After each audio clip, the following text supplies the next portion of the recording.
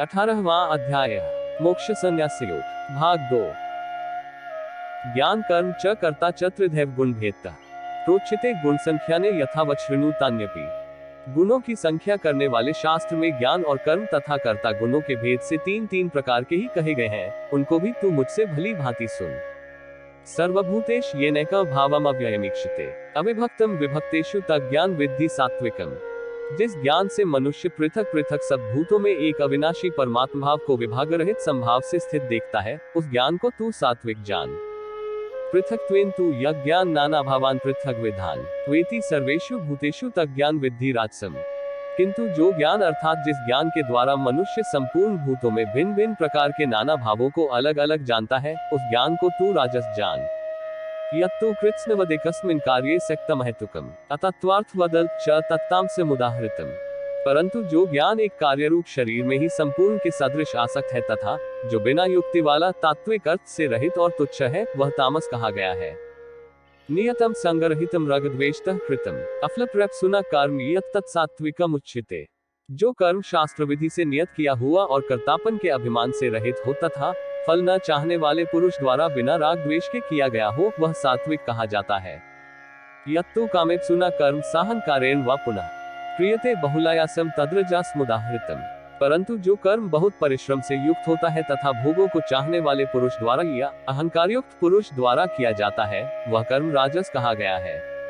अनुबंधम क्षयम हिंसामनपेक्ष्य च पौरुषम मोहादारभ्यते कर्म यत्तत्तामसमुच्यते। जो कर्म परिणाम, हानि, हिंसा और सामर्थ्य को न विचार कर केवल अज्ञान से आरंभ किया जाता है, वह तामस कहा जाता है। मुक्तन संगोन्हवादी धृत्युत्साहस्मान्वितः सिद्धे सिद्धयो निर्विकारः कर्ता सात्विक उच्यते। जो कर्ता संग्रहित अहंकार के वचन न बोलने वाला, धैर्य और उत्साह से युक्त तथा कार्य के सिद्ध होने और न होने में हर्ष शोक आदि विकारों से रहित है, वह सात्विक कहा जाता है। रागी कर्मफल प्रप्सुल्लुब्धो हिंसात्मको शुचि हर्षोकान्वितः कर्ता राजसः परिकीर्तितः। जो कर्ता आसक्ति से युक्त कर्मों के फल को चाहने वाला और लोभी है तथा दूसरों को कष्ट देने के स्वभाव वाला, अशुद्धाचारी और हर्ष शोक से लिप्त है, वह राजस कहा गया है। अयुक्तः प्राकृतः स्तब्धः शठो नैष्कृतिकोत्सः विषादी दीर्घसूत्री च कर्ता तामस उच्यते। जो कर्ता अयुक्त, शिक्षा से रहित, घमंडी, धूर्त और दूसरों की जीविका का नाश करने वाला तथा शोक करने वाला, आलसी और दीर्घसूत्री है, वह तामस कहा जाता है। बुधेर भेदम धृतेश्चैव गुणतस्त्रिविधः शृणु प्रोच्यमानम शेषेण पृथक्त्वेन धनंजय। हे धनंजय, अब तू बुद्धि का और धृति का भी गुणों के अनुसार तीन प्रकार का भेद मेरे द्वारा संपूर्णता से विभाग पूर्वक कहा जाने वाला सुन। प्रवृत्तिं च निवृत्तिं च कार्याकार्ये भयाभे बंधम मोक्ष च यवेति बुद्धि सा पार्थ सात्विकी। हे पार्थ, जो बुद्धि प्रवृत्ति मार्ग और निवृत्ति मार्ग को, कर्तव्य और अकर्तव्य को, भय और अभय को तथा बंधन और मोक्ष को यथार्थ जानती है, वह बुद्धि सात्विकी है। यया धर्म धर्म च कार्यम च कार्यमेव च अयथावत प्रजानाति बुद्धि सा पार्थ राजसी। हे पार्थ, मनुष्य जिस बुद्धि के द्वारा धर्म और अधर्म को तथा कर्तव्य और अकर्तव्य को भी यथार्थ नहीं जानता, वह बुद्धि राजसी है। अधर्म धर्मिति या मन्यते तमसावृता सर्वार्थान विपरीतांश्च बुद्धि सा पार्थ तामसी। हे अर्जुन, जो तमोगुण से घिरी हुई बुद्धि अधर्म को भी ये धर्म है ऐसा मान लेती है तथा इसी प्रकार अन्य संपूर्ण पदार्थों को भी विपरीत मान लेती है, वह बुद्धि तामसी है।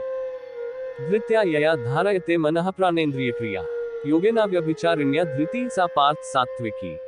हे पार्थ, जिस अव्यभिचारिणी धारण शक्ति से मनुष्य ध्यान योग के द्वारा मन, प्राण और इंद्रियों की क्रियाओं को धारण करता है, वह धृति सात्विकी है।